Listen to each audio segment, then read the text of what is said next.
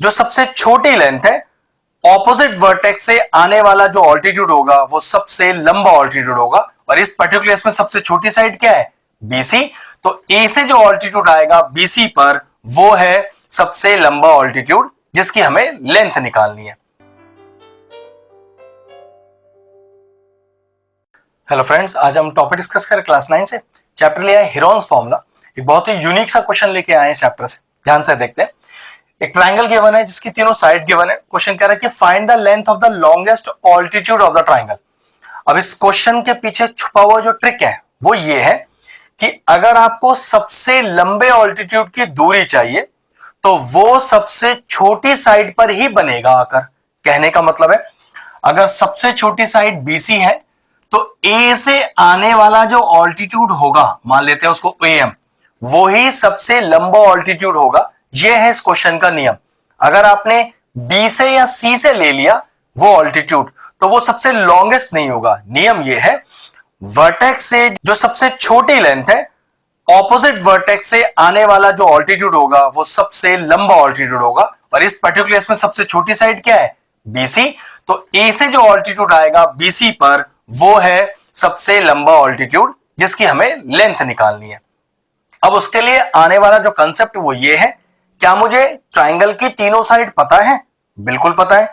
तो क्या ट्राइंगल की तीनों साइड पता हो तो हीरोन्स फॉर्मूला यूज करके हम एरिया ऑफ ट्राइंगल निकाल सकते हैं? बिल्कुल निकाल सकते हैं। तो चलिए सबसे पहले एरिया ऑफ ट्राइंगल निकालते हैं यूजिंग हीरोन्स फॉर्मूला। उसके लिए मैं क्या करता हूं, इन साइड को ए के अपोजिट छोटा ए मान के इस पूरी बीसी लेंथ को छोटा ए 35 मान लेता हूं। बी के अपोजिट इस 51 को छोटे बी से डिनोट करता हूं और इस सी के अपोजिट छोटे सी से इस 54 वाली लेंथ को डिनोट करता हूं और हीरोन्स फॉर्मूला अप्लाई करता हूं। जिसके लिए सबसे पहले मुझे क्या निकालना होता है? मुझे सबसे पहले निकालना होता है सेमी पेरीमीटर।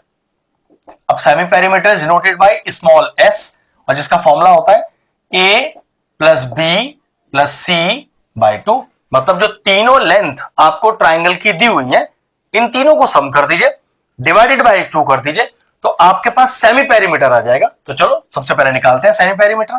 तो S is equal to 35, B का वैल्यू है 51 प्लस C का वैल्यू है 54 होल डिवाइडेड बाय 2। तो S इज इक्वल टू, जरा चेक करो, 4 और 1 5 और 5 और 5 10, एक हो गया कैरी।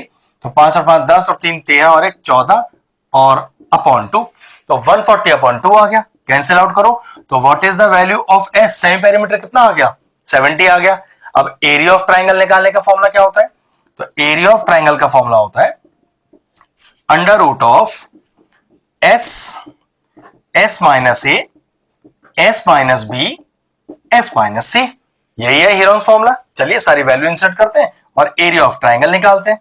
तो अंडर रूट ऑफ एस कितना है? एस है 70, एस माइनस ए तो 70 माइनस 35, फिर एस माइनस बी तो 70 माइनस 51 और s माइनस सी 70 माइनस 54। ठीक है, सॉल्व करते हैं इसको। तो area is equal to under root of 70 into 70 minus 35 is 35। अब ये हो गया आपके पास 70 माइनस 51 तो ये हो गया आपके पास 19 इंटू 70 माइनस 54 ये आपके पास हो गया 16। ठीक है, अब क्या करें, 70, 35, 19 और 16 के फैक्टर निकाल लेते हैं और चेक करते हैं किन किन फैक्टर्स का पेयर बन रहा है। और जिनका पेयर बन रहा है उसे रूट से बाहर कर देंगे, जिनका पेयर नहीं बन रहा वो रूट में रहेगा। तो चलो पहले इनके फैक्टर्स निकालते हैं। चलो सबसे पहले 70 के फैक्टर निकालते हैं। तो 2 से किया, यहां आ गया 35 और 5 7 जा 35। फिर निकालना है 35 का, तो भाई अभी निकाला था 5 7 जा 35, तो यहां पर ही वही आ गया। नीचे 1 लिखने का जरूरत नहीं है। 19 क्योंकि एक प्राइम नंबर है तो इसका फैक्टर निकाल ही नहीं सकती। 16 तो 2 8 जा 16, 2 4 जा 8 और 2 2 जा 4। याद रखिएगा सबसे छोटे फैक्टर यूज करना, तभी बात बनती है अपनी। तो area is equal to under root of, अभी जितने फैक्टर हमने निकाले हैं ना सबको सेपरेटली लिखो। 70 के क्या है? 257, तो 2 5 7। 35 के क्या है? 5 और 7। 19 का कोई फैक्टर ही नहीं है तो 19 ही रहने दीजिए। और 16 के लिए 2 इंटू 2 इंटू 2 और इंटू 2। अब चेक करो जिन जिन के पेयर बन रहे हैं उन्हें बाहर करो रूट से, जिनके पेयर नहीं बन रहे उन्हें रूट के अंदर रहने दो। तो फिर एरिया क्या आया, इज इक्वल टू, अब रूट के अंदर जिन जिन के पेयर बन रहे हैं उन्हें बाहर कर लेते हैं। तो इस 2 का पेयर इस 2 के साथ, ये लो जी एक 2 बाहर, इस 5 का पेयर इस 5 के साथ, एक 5 बाहर, 7 का पेयर 7 के साथ बाहर हो गया। फिर ये 2 2 का पेयर बना हुआ है, एक 2 और बाहर हो गया। अब ना तो 19 का पेयर है ना ही 2 का पेयर है, तो दोनों के दोनों रूट के अंदर रहेंगे, और 19 2 38, तो रूट 38, तो कितना आ गया देख करो, ये हो गया आपके पास 5 2 10, 7 2 14, तो 140 रूट 38, तो आ गया अपना एरिया 140 रूट 38 सेंटीमीटर स्क्वायर। लेकिन एरिया थोड़ी ना निकालना है, निकालना तो इस एम की लेंथ है ना। तो दिक्कत क्या है, एरिया ऑफ ट्राइंगल निकालने का एक फॉर्मूला और भी तो है, देखो क्या, area of triangle is equal to half into base into height. हमें इस एम की वैल्यू ही तो चाहिए, लेकिन देखो क्या बीसी और एरिया ऑफ ट्राइंगल हमने पहले तो नहीं निकाल लिया, या हमें दिया हुआ है, तो चेक करो एरिया, भाई ट्राइंगल तो सेम था, एरिया मैं ऑलरेडी निकाल चुका हूं, तो एरिया के नीचे मैंने क्या लिख दिया 140 root 38 is equal to half BC, BC मेरे पास 35 है, इंटू एम जिसकी लेंथ मुझे निकालनी है।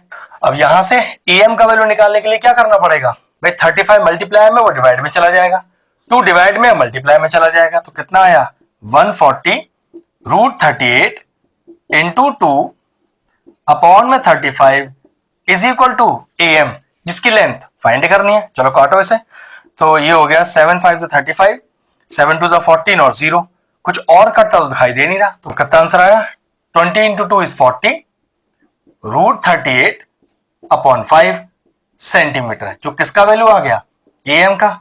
हमें लॉन्गेस्ट ऑल्टीट्यूड चाहिए था, जो एक्चुअल में एम था, आ गया इसकी वैल्यू।